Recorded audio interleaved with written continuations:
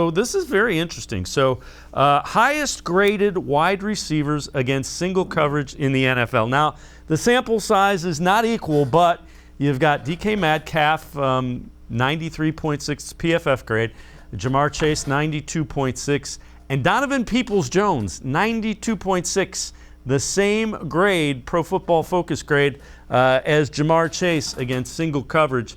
And Ashley, I know you're somebody that is familiar with DPJ and sees some of the good things that he can do. Yeah, I covered DPJ when he was in college his last year at Michigan at one of my previous jobs with the Toledo Blade. And quite honestly, at the time the Browns drafted him, I thought that was such a solid steal, knowing what he was capable of. And, you know, his career at Michigan was not a storybook career. He didn't live up to the lofty expectations that he had as the number one receiver in his high school class while he was there. But truthfully, I thought he just needed the right system. He needed some continuity in a system. And in Cleveland, he's found just that. He has an opportunity, I think, every week to get meaningful reps out on the field. And when he does, he's efficient with those. So I think that explains that high grade that you were just talking about there, even though I think he only had 3 targets against the Bengals, but he made 2 catches and obviously that long touchdown score that he had. So overall, I just think he's found the perfect home in this offense and with Kevin Stefanski. And Baker Mayfield seems to like throwing him the ball, and he keeps delivering for him in the clutch. So you can't really ask for more than that if you're DPJ, and he's made the most, in a lot of ways, like Dearness Johnson, with the opportunities that he's been given by the Browns.